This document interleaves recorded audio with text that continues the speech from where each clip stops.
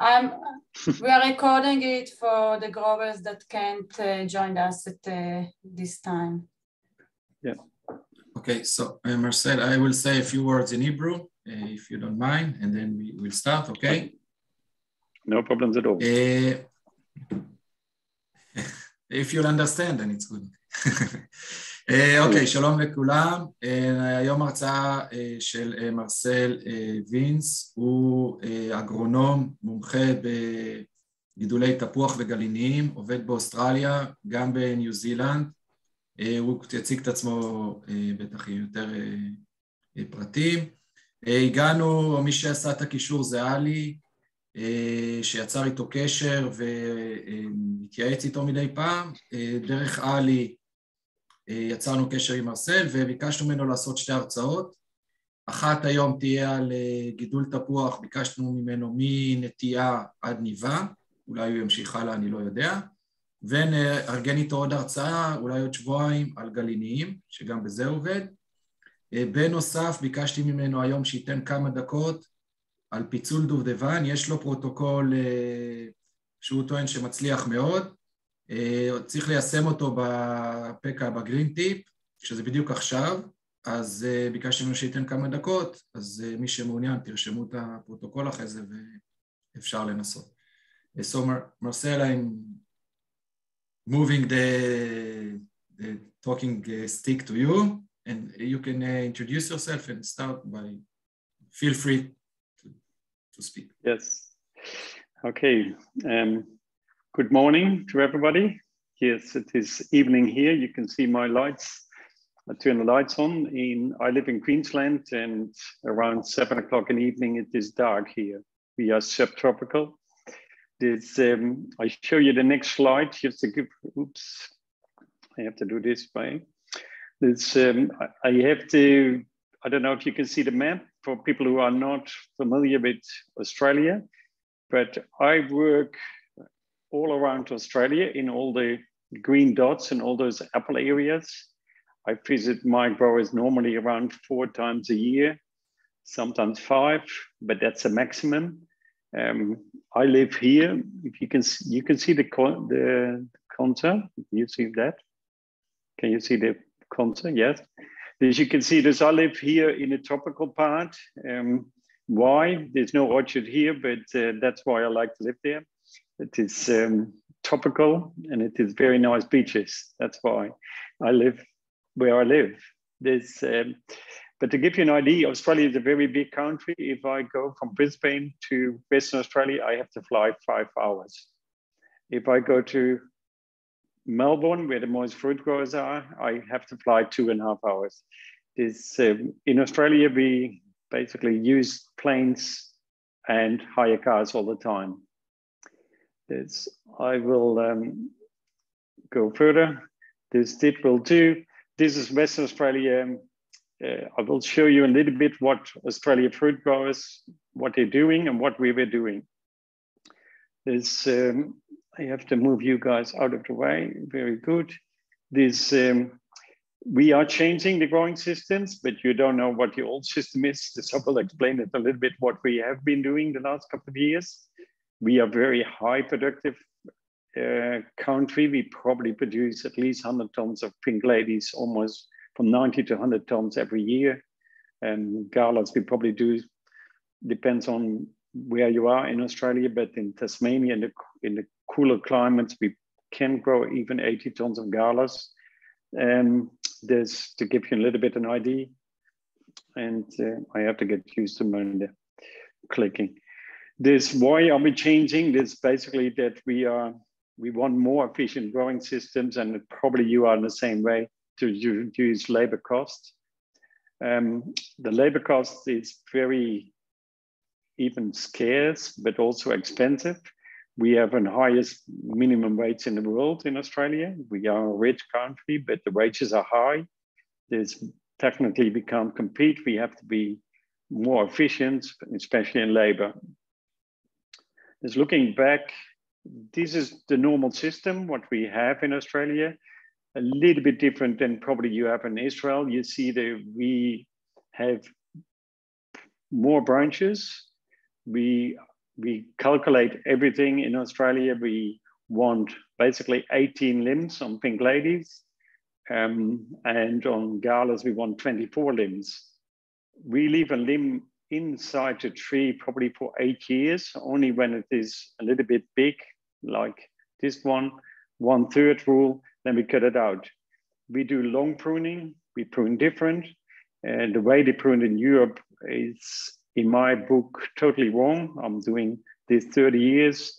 I know exactly what people are doing in Italy, in Holland, but I don't like their pruning style for apples at all. But anyway, that's my little thing. So again, we work on limbs per tree. We measure also limbs, how many apples we can put on. For example, if you have 15 mils, you can have about 13 apples. Because we use that system so much as we can. This pink lady, that was basically our standard, 3.5 by 1. We do 90 tons a hectare. And again, this is how 90-ton crop look like. We use relatively high trees.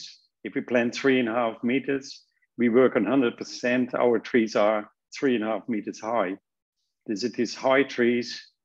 We work always on 100%. We've got lots of lights in Australia.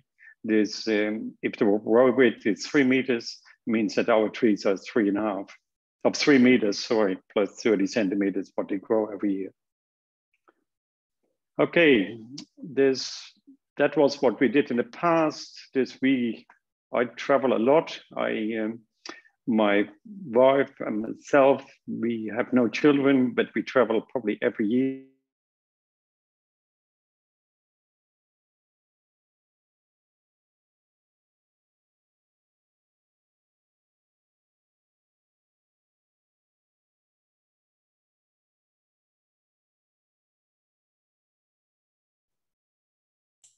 נראה לי שהתנתק רגע, נחזור, כן. לא קולטים. הוא התנתק, הוא תכף יחזור.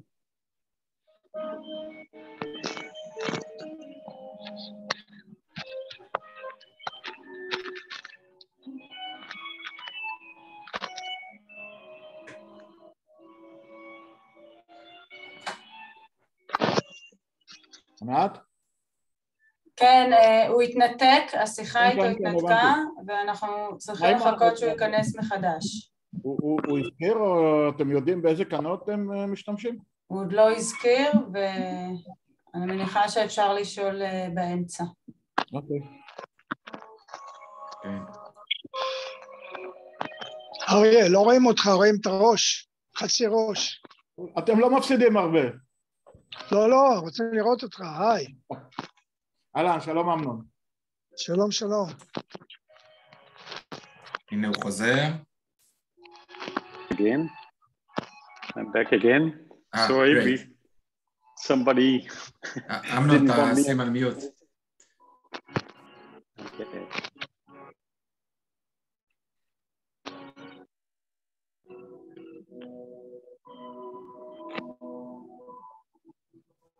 אמנון, תעביר למיוט. חבר'ה, שימו על מיוט כולם.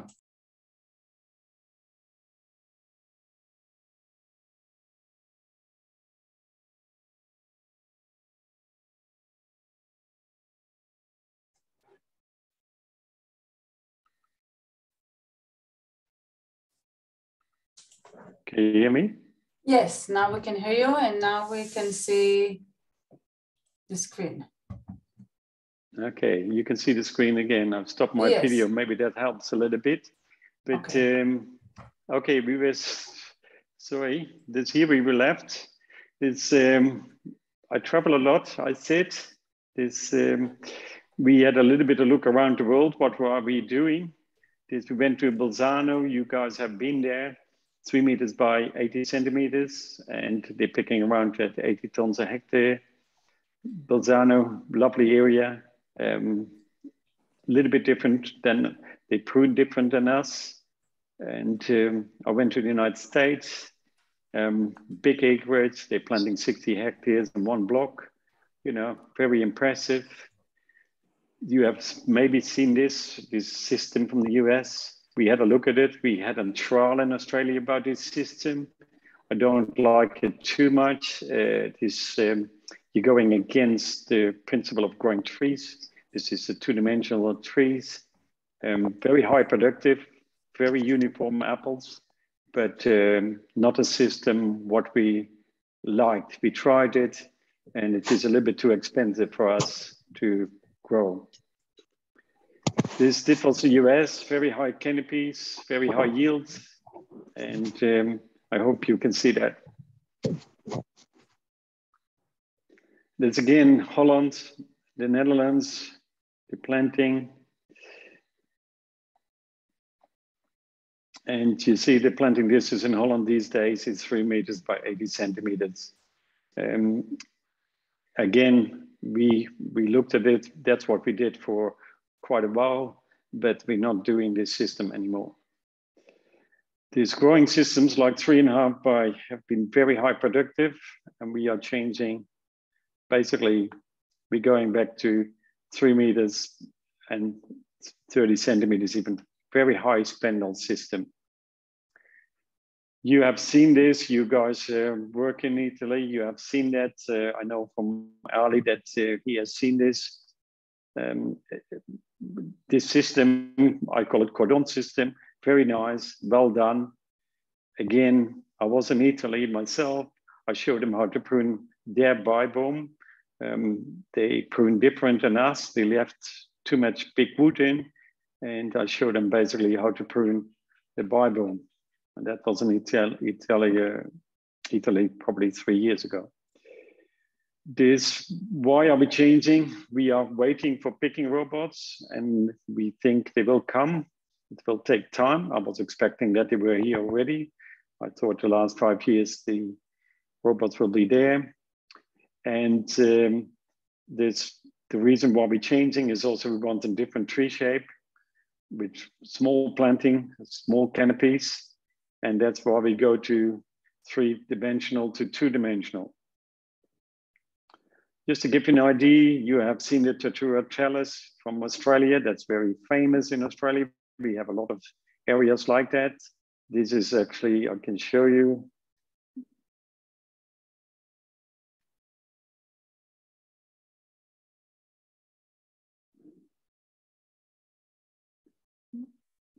That's a robot what actually can mow and count apples. This system is not used anymore except for stone fruit, but we come back to the next system about growing systems.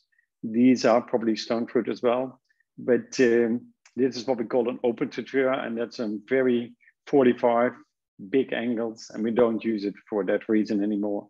Too much growth inside. This again, we are waiting for the robots, and we are going very high plant density. The higher the trees, the higher production. We will talk a lot, I will talk about a lot about slender spindle systems. We call this in tree these days, we call that a super spindle. And we want 8,000 as a minimum per hectare of these small leaders. Again, we do free systems that give us a high plant density, but the capital cost is very high. And you can see another picture. This is 3.5 by 80 centimeters. It's 3,500 trees per hectare. 4 liters is 14,000 spindles per hectare. That's really good. If you put 10 apples on it, there's already 140 tons. We are getting on this system in Australia probably 120 tons in reality. Who have been planting, 70% of my clients have probably used some modern blocks because we are changing for the last 4 to 5 years. I'll give you a little bit an overview. This is Jazz. I do all the club varieties in Australia, like Kenzie, Jazz, Bravo, Envy, all the club varieties I'm consulting for. This is Jazz. They did 70 tons per hectare. This is bi-bomb system, and it is 3 meters by 40 centimeters apart. This has consistently done 70 tons with very good quality. Again, this is a little bit different system. This, you can see there's steel trellis system in the back. This is Envy. It was a new block. This is first production. It's probably around 40 tons a hectare at the moment. And that was 3.5 by 80 centimeters again. This is Jazz again, another block from the other people. That's Jazz, single bi-bomb system. You see all the apples, very high, very easy, very small canopies, good light penetration. There's another block in Western Australia. I said I traveled through the whole of Australia. This is, he's a very tall guy. He's more than 2 meters. This should give an idea how the trees, this is probably in year 3. He picked 65 tons in year 3. He's back this year to probably 80 tons in year 4. That's Kenzie, by the way. And you can see the V trellis. You saw the Tatura trellis system in the other block, really wide. This is only 15. We keep them relatively very small. Not so much an open V, but just a little bit an open V to get the liters per hectare. Again, another block in Jazz. This is a grafted block. This is, don't look so good, but it still produced around 70 tons per hectare. See the small V again. This is in Bedlow, this is New South Wales. This we go from one stage to the other. Gives 2 liter system, V system, 3.5 by 4. You see the 4 liter system, you can see inside. It is all netted, and you can see the 4 liters. And again, 14,000 liters per hectare. And this is how it looked like year 4 after planting. It did 62 tons per hectare. This year is probably 80 tons per hectare on those trees. See, this is a photo is taken only a couple of weeks ago. They will be ready very soon. We are picking Kenzie probably in a week time. Again, new plantings, 2019. They planted 20 hectares of Kenzie in 1 year. It was a big investment. These are the Kenzies, but in a very early stage of growing. But you can see we're putting netting straight over the poles, and you can see also that the canopy is filling in to the top of the netting. And again, that's a little bit of picture that's from the 2 liters with apples. There's another block from Smitten. I don't know if you know that variety, club variety from New Zealand. And again, bi-bomb system in Tasmania. Again, this is Envy. Envy is very high productive, probably 100 tons in a V system and grafted block. This is Tasmania. This is Envy. This is in year 2. This is the bi-bomb system again. This year it's probably 70 tons of Envy on there, I would guess at the moment. And again, Envy, you see the leaders with apples in year 3. We produce a lot of apples, probably around 50 tons for Envy. This is the traditional cordon system. This is in block in South Australia. And the leaders are 40 centimeters apart. This is Rocket, a very small apple. This was planted on a vineyard. This is only 2 meters, 80 meters wide. It was an old vineyard. The trees were pushed up, ripped out with an excavator, and replanted it with a cordon system. And this is how it looks like with full canopy. In Western Australia, this is interesting. This is a grower. He came up with a different idea of a trellis system. He bought that from China with plastic tubes. The idea is that the trees are growing inside those little tubes and that you don't have any branches on the inside. This is actually quite working well. It is a very expensive system. It probably costs only on, I think it was around $60,000 just to install that. There's another system. This is Smitten. That's another variety, club variety from New Zealand.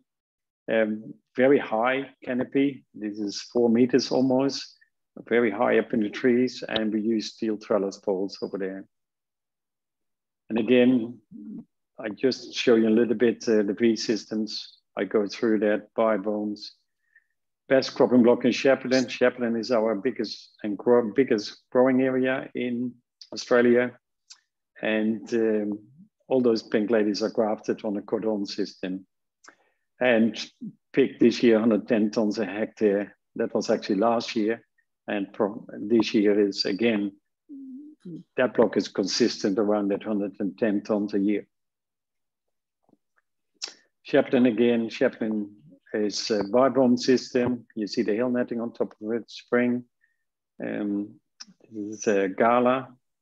This is already finished picking. They pick around 70 tons this year. This is how it started. We used the bamboo sticks. You're probably familiar with it. That's what the Italians are doing as well. This is really interesting. This is one of my Indian clients, and he used actually wires, but he hooks on the top, and he, instead of bamboo strips, he used the wires to grow the trees on. But like you can see, it is all small canopies, lots of liters per hectare. We use this system also on other varieties, like stone fruit. This is the plums. Cordon system again, 2 meter 80s and 160 and 40 centimeters apart. Very productive plum block.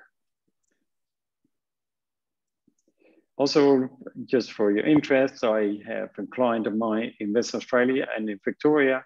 They're growing figs, and we're using the same cordon system on the figs. The difference is every year we cut them back, like you see over there, and we grow a new canopy again, and then we put them on the wire.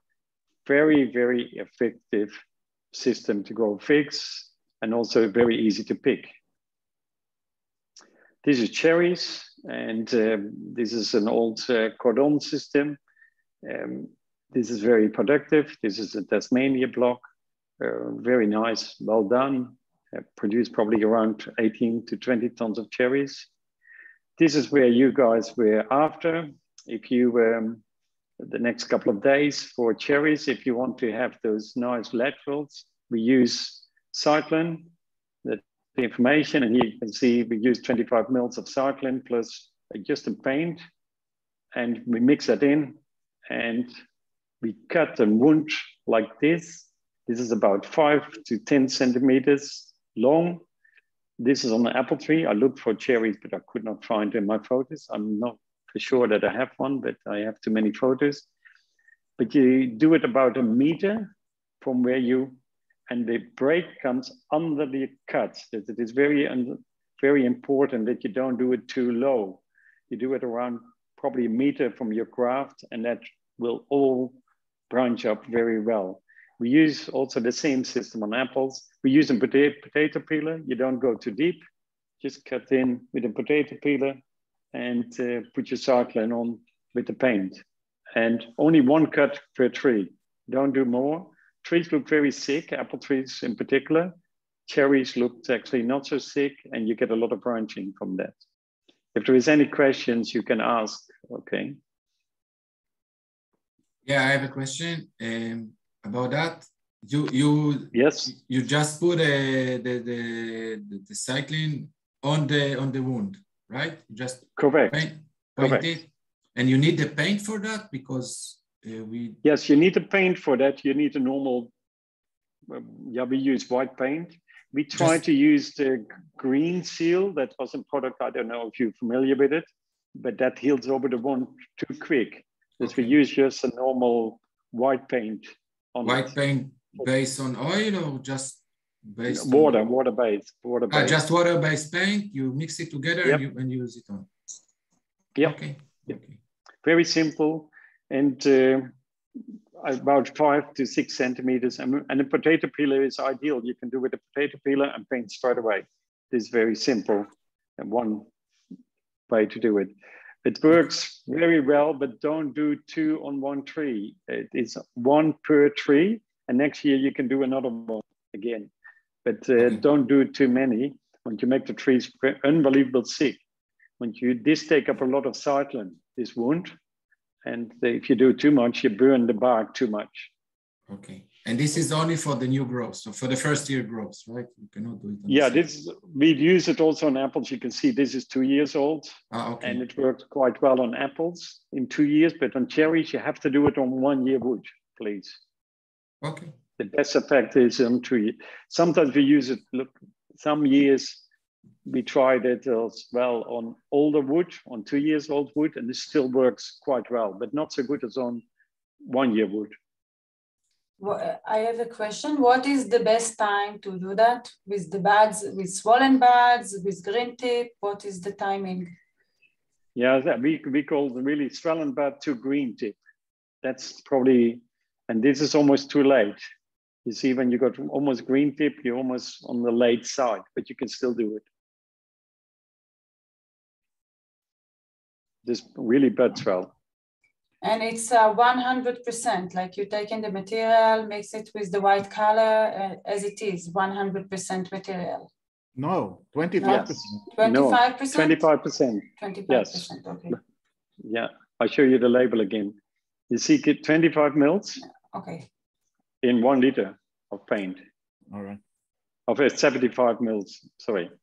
You make it 1 liter mix, more or less. Okay. It is on the label. The cyclone label. Yeah, I don't know if you got it on the label, but in Australia it's on the label. We use it also on apples. They say for cherries, but we use the same. The difference is that I came up with the idea to make this very long. We were doing only a saw cut in here and then a little bit of cyclone in here. And I came up one day to make it a big wound so that we get much more cyclone uptake. That's very important. Can we ask a question? Where are the buds that are supposed to burst? Under the cut. Where's the... If I cut here, say, can you see the contour, the part that's here? Yeah. If I cut here, for example, yeah, it breaks under the paint, under your cut. How?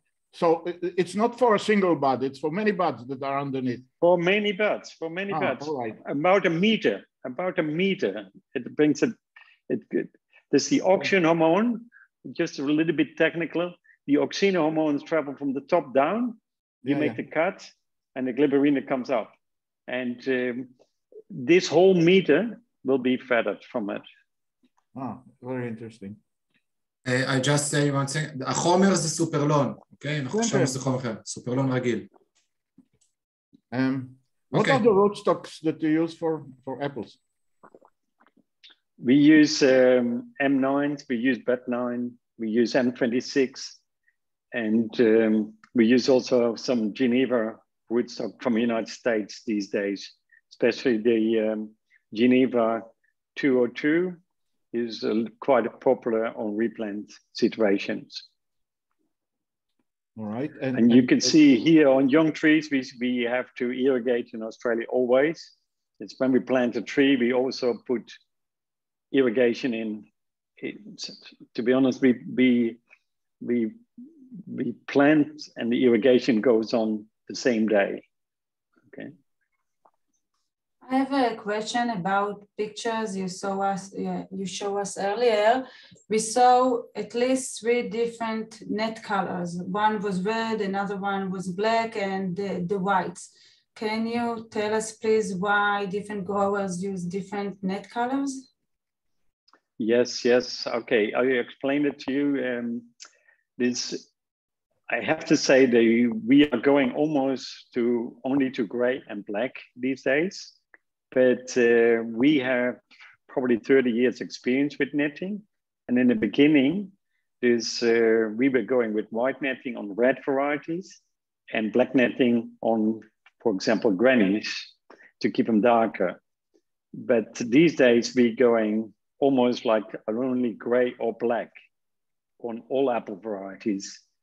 But red was in trial. We did some red netting in glass houses. Maybe you're aware of that, the ultra red violet light, they say they grow better on the red netting, but we could never prove that that was the case.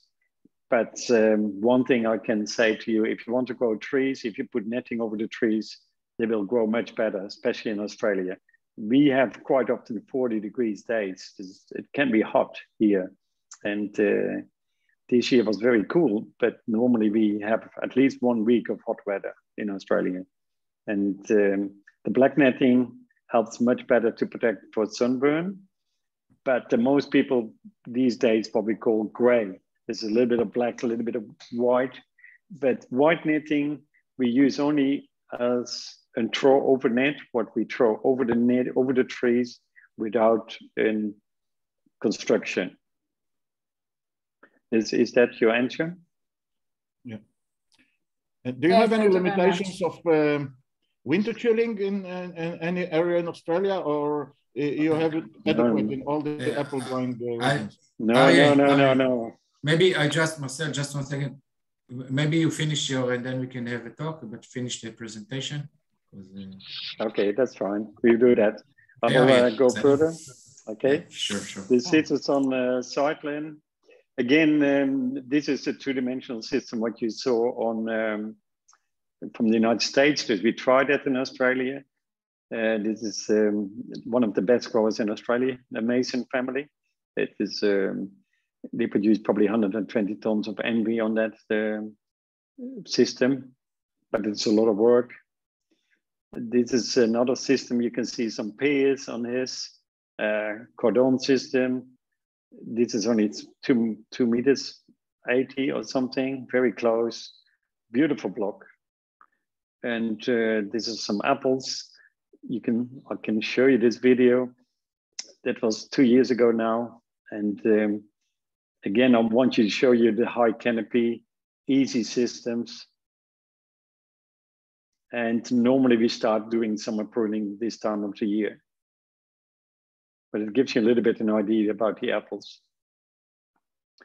Again, other family, very high dense block, very good apple growers. This is Kenzie. They're picking constant every year, about 80 tons of Kenzie. This is double leader bibombs. They're probably now 8 years old. And you see how many apples we can put on. They use also a leaf blower. You have those machines.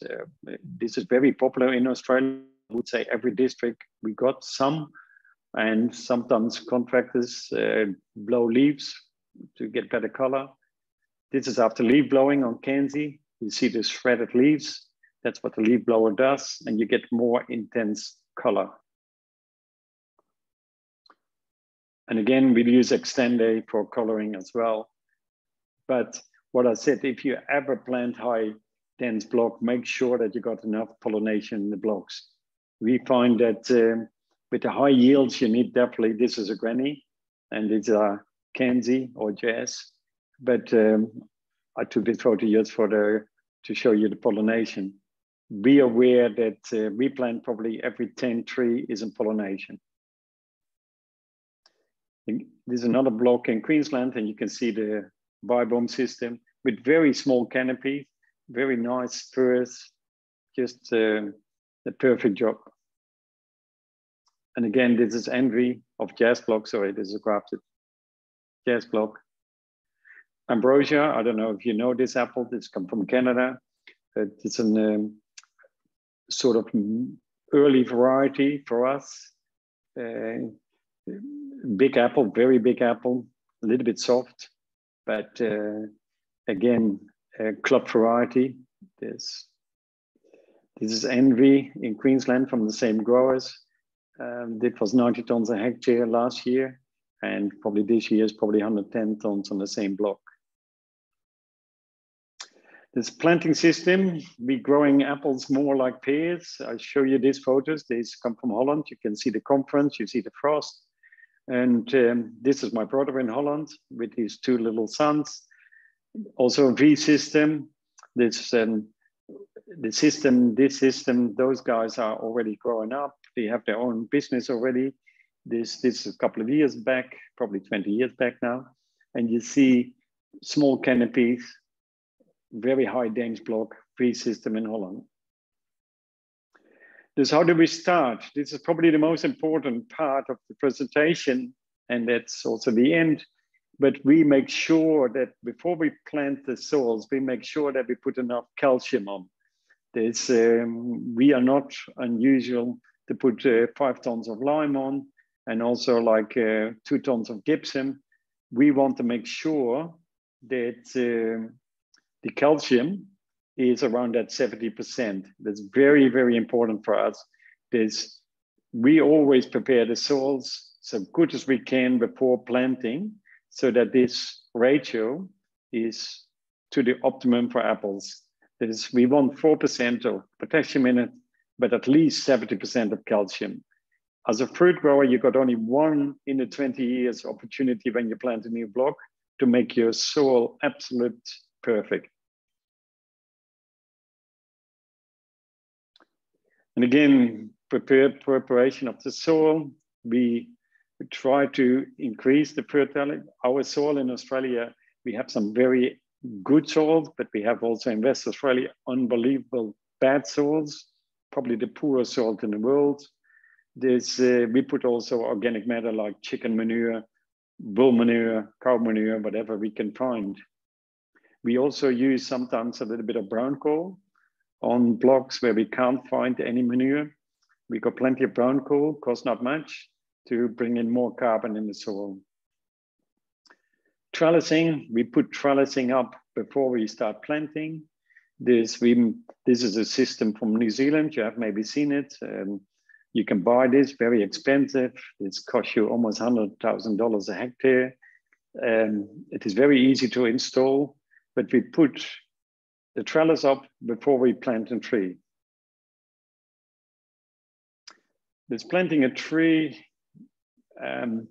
We do different things, but sometimes we grow a tree like just a whip, we call it, just 1 liter, and then we cut it back to 60 centimeters, and then we let them grow so many liters as possible.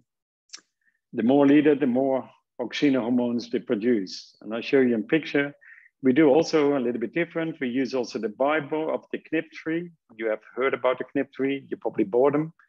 But the knip tree we use also in Australia.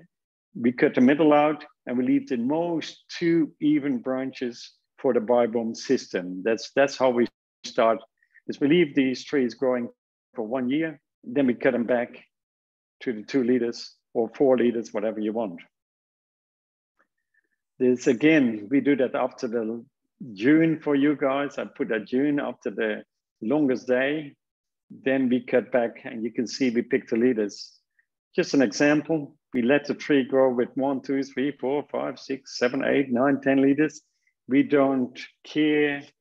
For us after Christmas, but with New Year, that's for you guys more or less the longest day. You get back to the 2 liters you want to keep. And you see that we tape them just temporarily on the trees, and that's how we start the system. And this is an example from it. This grower used bamboo sticks. This is Bravo. This is a new apple variety in Australia. And Bravo is, this is 2 years old tree. And this photo is taken only 2 weeks ago when I was in Shepparton. And we are starting pruning these branches back to what we call a stump. We leave about 2 fingers. We cut all the branches off and grow spurs back. We do that all after January, that's after the longest day. The high distance get pruned in the summer after the longest day, or about 4 weeks before harvest. We do that as if they are producing apples to get more sun. They also get pruned straight after harvest. We do that with galas. We like to do that in green leaves so that we get more growth control. We only want spurs. We don't want, on those high dense blocks, we don't want any branching. And winter pruning only a bit of correction pruning. And what that means is that we cut only out the 1/3, the centimeter rule, I call it. If it is bigger than a centimeter, we cut it out. You can see here the photo from Betlo. The summer pruning is done in the midsummer, and we don't prune these modern systems in winter too much at all. This, why are we doing the multiple leaders? Consistent high yields, simple trees, calm trees, easy rules to prune and train. We can train everybody to do this.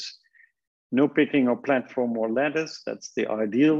We're going to 2.80 meters and pick straight in the bins. Disadvantages, high established costs, there's very high capital costs, lots of training the first couple of years. It needs hill net. You can't, in Australia, we can't do it without net. We get too much sunburn. And one thing I have to say, be aware with those high dense systems, we can easily overthin with chemicals these canopies. We blow too much chemicals through the canopies and it's easy to overthin. The summary, we're using grafting rootstocks. We talked about it just before. We like a canopy, full, calm, low vigor, lots of fruiting units. Canopy is not too deep so that when we got robots, we can pick. I want to also mention, if you don't have robots, on a 3.5 meter trees, we are picking around, say, 4 bins per day per person. If we do those narrow canopies, the same supervisor, same backpacker picked probably 7 bins, and bin is 350 kilos of apples. It is very, very productive. And the canopies intercept 70% light, and that's very important. But nothing new. We have had a cordon system in Australia for a long time. We've been using it on pears and plums for the last 30 years. This is a photo taken already 20 years back. As you can see, this block is still producing, probably do 60 tons of Peckham pears every year. And you can see the pruning, very nice little spurs, very easy to, we call this line pruning. You guys have just finished pruning. Take all the big woods out. We call that the 1/3 rule. When it is 1 centimeter, we cut it out and we grow a new spur back. We call this renewal pruning. It is very productive, very easy to do. We prune pretty long, probably 140 hours on pear blocks like this, but no hand thinning. It's probably very high production. And thank you. And you can ask the questions. This, by the way, on top here, you see these bibombs. That's a yellow pink lady. We are commercializing that at the moment. Okay, I'm open for questions. Thank you, Marshall. Maybe you do stop sharing so we can see the people and have the conversation. Yeah. Okay. Thank you very much. I have a question. Questions? Yes. You hear me? Yes, okay. I hear you very well. Yes. Okay, good. First thing is, have you seen Stuart Tustin's work in New Zealand regarding his planner system, where he can get close to 90% light interception with a very narrow between row distances, and he can get an exceptionally high yield, at least in his experimental orchard, that can reach twice the yield you get? That's my first question. And the second question is whether you are using any dormancy breaking material to break dormancy or to enhance bud breaking in any of your areas, especially in the warmer climates. Yes. Okay, the first question, I have seen it. I have been to New Zealand. I go probably every year to New Zealand, except for the COVID. The last 3 years, I've not been there. That system is very nice to look at. he is saying that he get that production. I can give you guarantee that he don't get the production. I can count, I'm a Dutchman. We can count how many apples he has on the trees. This, I have to say to you, to be frank, it is a little bit bullshit. The high yields, it is a beautiful system, but he would not do 160 tons, what he claimed to do. And he's losing also buds. And also I have to say to you, he grows envy. Envy is a very big apple. And if you grow 160 tons of fruit on a block like that, unfortunately, there's no flavor in the block. If you can't eat those apples, they don't have sugar, they don't have taste. There's, the reason why we don't go that system is we know also in Australia, if we go above 120 tons of fruit, the sugars are dropping and the flavor of the fruit is much less. There's, we like to sit around 90 to 100 tons as a max. What is the distance between row you use? You're speaking about 3.5 meters or so. Is this a regular between row distance? That was the old system. The new system is more like 2 meters 80. 280. Yeah. And you got about 70% light interception in this system? Yes, correct. Correct. Well, we know that there is a direct relationship between light interception and yield. And if you can go to 85% light interception, you can increase the yield without losing quality. But you claim that you lose quality. No, you do look, I must admit, I can tell you I go to regular and I do envy. And New Zealand is dropping the yields when the clients, the Chinese who buy the envy, if they come from 100-ton blocks, they don't want them. There's no flavor in the apples when you have too higher yields. This yield is one thing, but the consumer has to be able to eat an apple. This, but coming back to that, I claim 70%, but all the blocks have netting on it, and netting is around 14 to 20% what the netting is taken away, basically, you know. There's 70% is probably where I would say 75%, we measure it, but that's probably where we sit as a maximum with under netting. Mm-hmm. And your orientation of plantation is north-south? Or you don't care much? Yes, we don't care too much, but we do north-south when possible, but sometimes on the hills is not possible. We go other ways as well. But with the small canopies, I would say there's not much difference which we go north-south or the other way around. This coming back to or narrow canopies? Small canopy.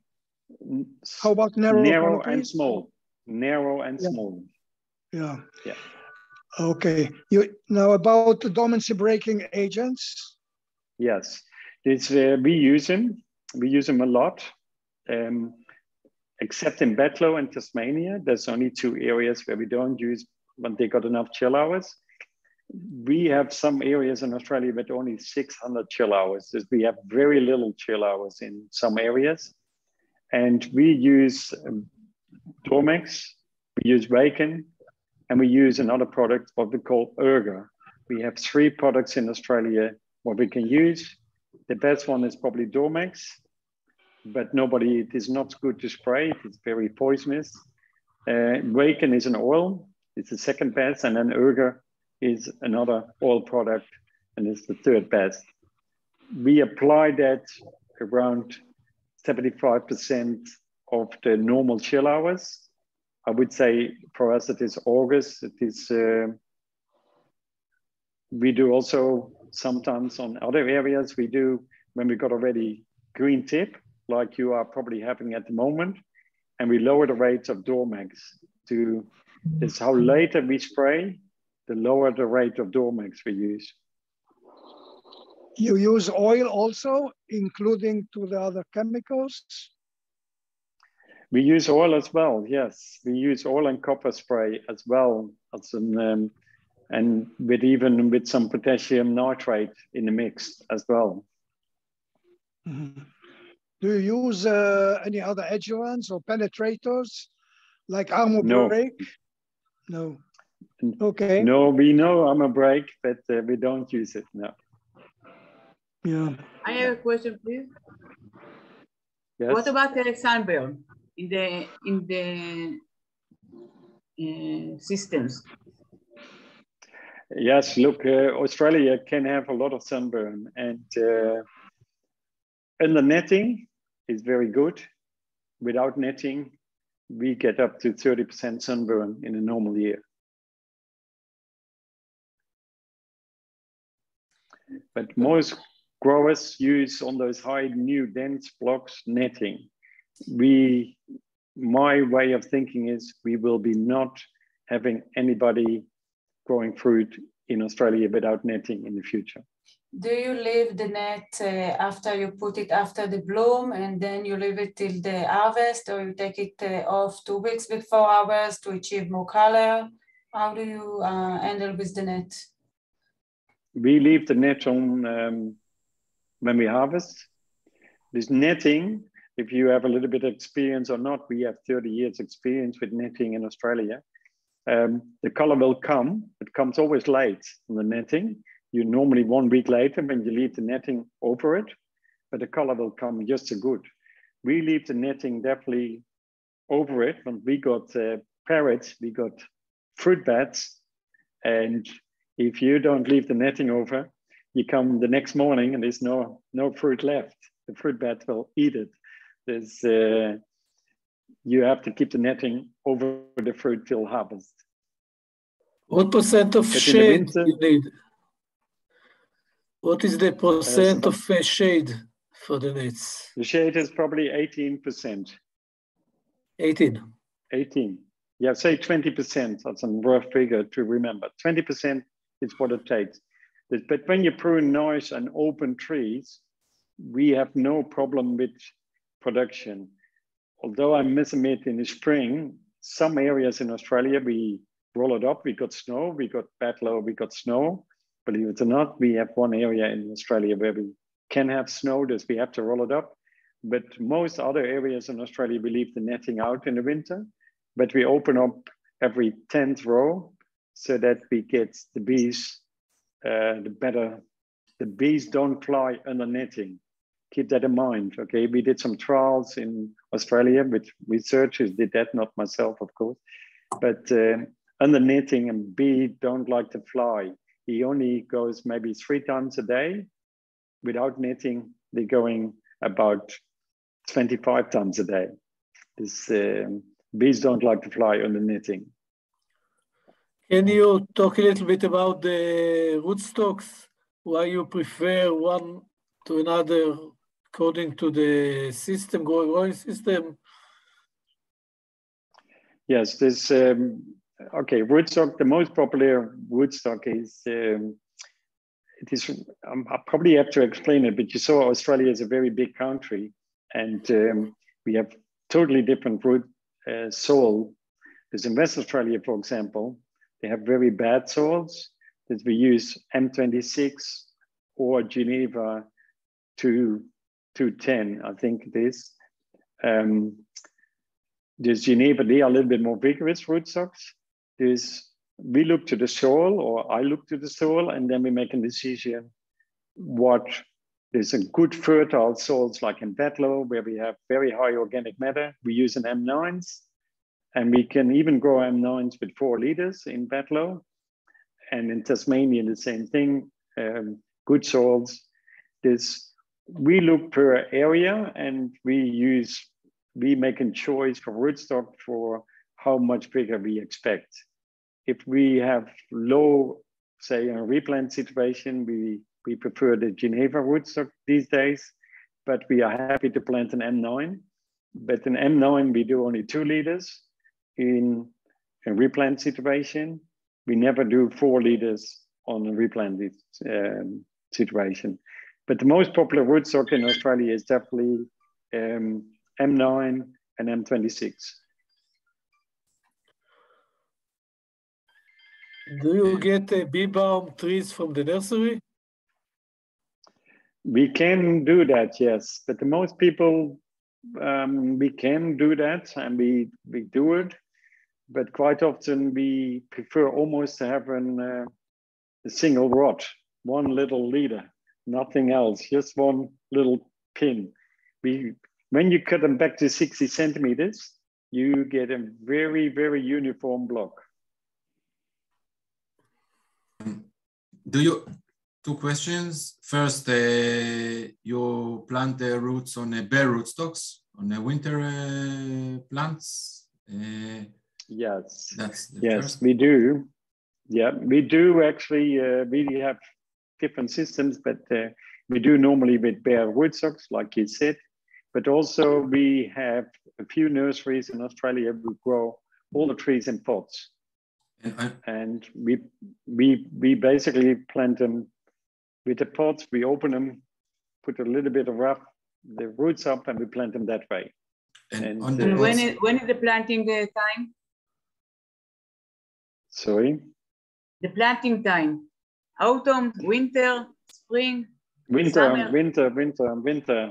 We always plant in the winter if we can. Yes. Sometimes it happens that it comes summer, but it's not what we want to do. Sometimes we, also in Australia this year was so wet that we were planting around Christmas time, but it's not normal. We try to plant in the winter, yes. I have a second But remember, question. Okay. the trellis are already there, you know, we can plant with the wheelbarrow if you have to, you know, by hand, yeah. About the branching, we started using Maxell about every 2 weeks to the tip of the shoot tip. Now the system you showed us is that can be used instead of Maxell, or you prefer or you recommend? No, okay, with the Biboom we prefer to use Maxell. Okay, if you do a normal tree with more feathers, Maxell is much easier. You can spray the whole tree, and we have been doing that for years. It works actually, by the way, for cherry growers as well. It works fantastic. We use the cut, but we still spray Maxell as well. We do both. We don't worry about the cost of it. Every 2 weeks, we do probably 2 liters of Maxell. Sometimes we use 5 liters. Maxell is a growth stimulator. If your trees are not performing, you can use more often a lot of Maxells. But we do probably 5. We spray till for us Christmas till June, and then we would stop. There's no point of spraying after June.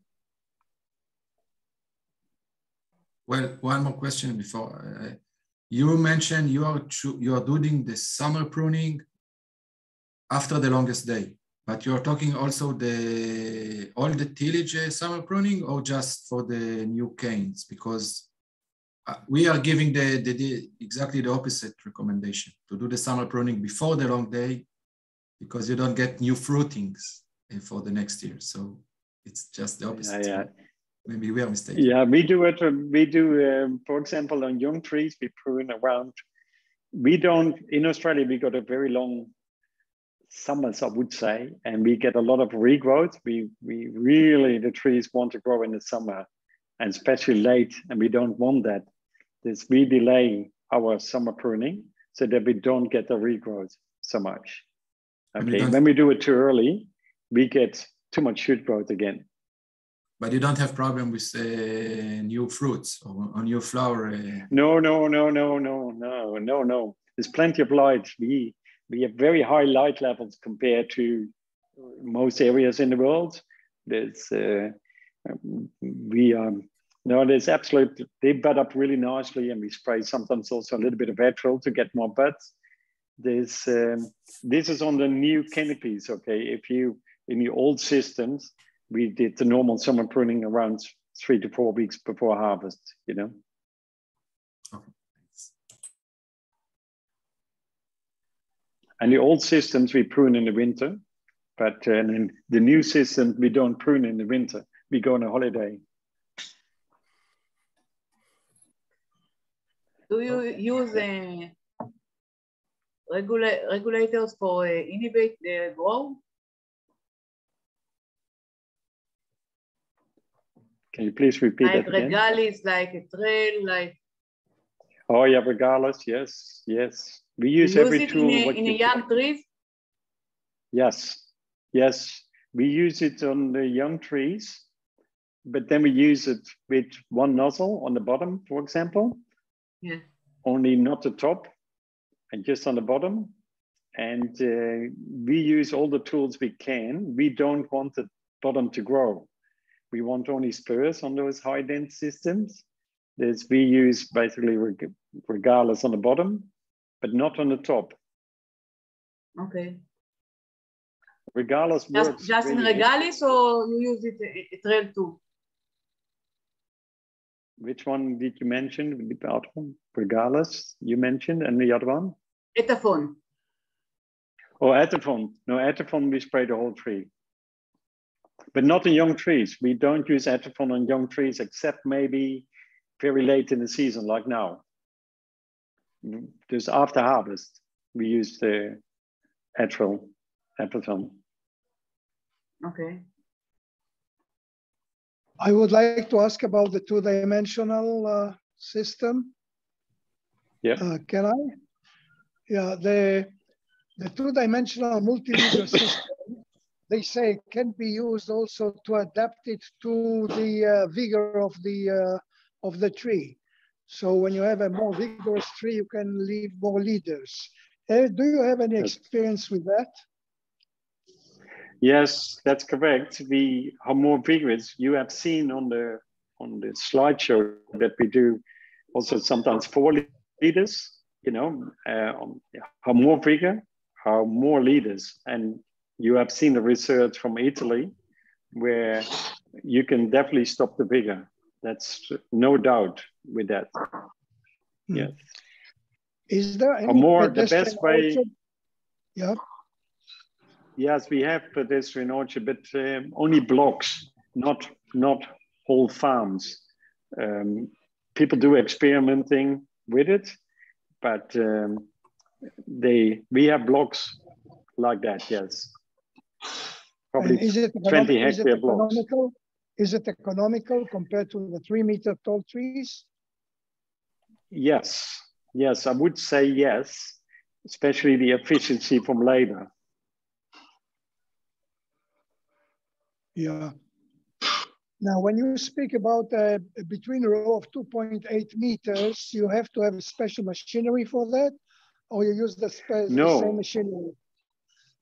You can have the same machinery except a smaller mower, but so long as you can travel and bin, there's a bin of apples through it with a little trailer. In vineyards in Australia, they're all planted on 2.80 meters. It is very good possible to do that. People say, oh, we can't do it in apples, but we do it in apples as well. There's 2.80 meters, you can have normal orchard tractors doing that.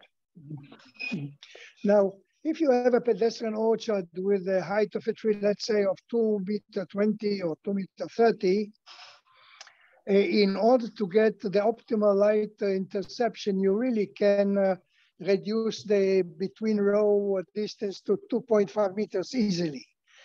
And the question is whether it pays. If you can adapt the machinery that will do that, you can have a better yield and not affecting the quality. Yeah, look, theoretical, you're spot on. I must say, you saw that in New Zealand from the trials over there, from the trial block. You have seen that in New Zealand, the block?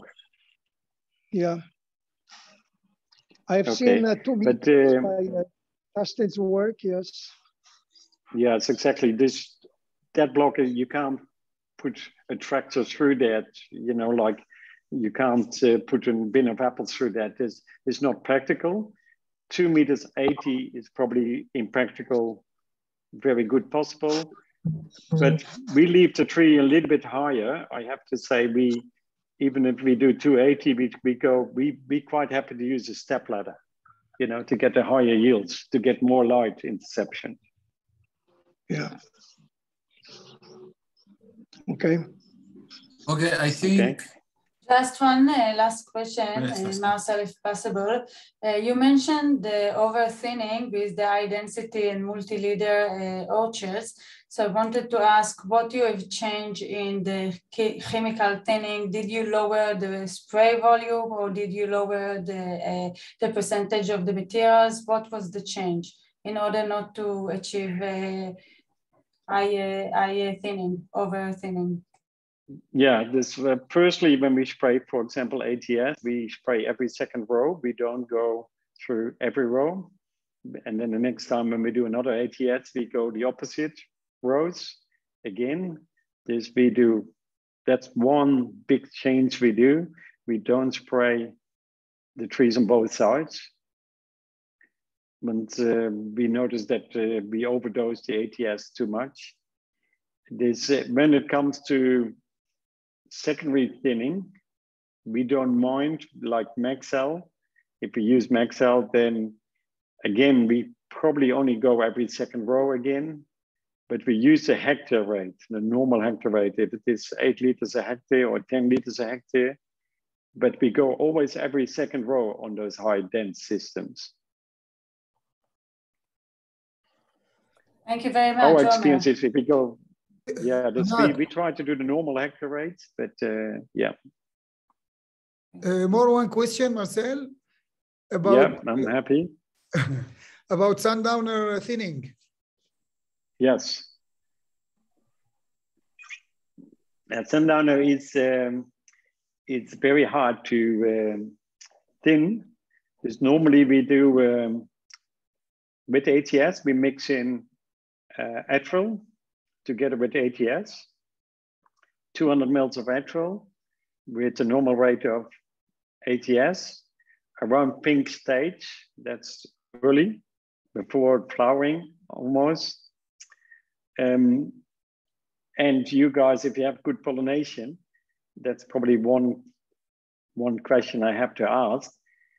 If you have sundowner setting very heavy, we also put a second ATS with 200 mils of Atril again. And then we come back straight away with Maxell or Carbo or Maxell Carbo combination. But for us, sundowner is very hard to thin. I don't know in Israel, but for us, it is very hard to thin. For us as well, and we don't have the Carbo. That's the main problem. But do you use ATS once or 3 times in a row? Because we tried. No, 3 times. 3 times. 3 times. Okay. Yeah, but only 1 or 2 times with Atril. Don't do 2, 3 sprays of Atril. Okay, only 1 or 2. That's it. Okay. It's very powerful. That's if you mix that together, ATS and Atril. ATS is very alkaline, and the Atril works straight away. Is it even with cold weather like in Israel in spring, Atril and ATS are dynamite. It's very powerful. You can overthin quite easily.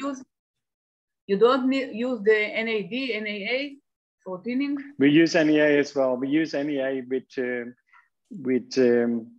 yes, we use NEA as well, sometimes in flowering. Some growers prefer NEA, but the most of the time we use Atril on sundowners in particular. But on galas, we use NEA in flowering. Yep. But also we do also mixing. Do you mix NEA with Maxell together? No, we mix NAA and NAD. You know, we have the Agriton both. But okay, we mix also NEA, and we use also what is it called? Brevis. You know, Brevis. Yes, we use also Brevis with Maxell together sometimes. Okay, we do all those things what we're supposed not to do, but. I have a lot of experience in the last 30 years with chemical thinning, and I'm sort of guru in Australia. We try everything, but we can always be sure that we can thin. If you have other questions, maybe when we do the next Zoom, I'm quite happy to answer them. If it's possible, we will collect the questions from everybody else here, and I will send you a mail with questions that were not asked, if you can answer. And we'll be very happy to have another Zoom, we say 2 weeks or so, about stone fruits, right? That's what we talked about. Yes, to host you again in the cold Israel. So it was very, very interesting, and thank you for your patience and your time and your answers. It's always interesting to speak with someone from the another edge of the world. So it was very nice and interesting. Thank you. No worries at all. You're welcome. Thank you very much. Toda rabba for everybody. Thank you. Bye. Bye, Litro. Thank you. Bye.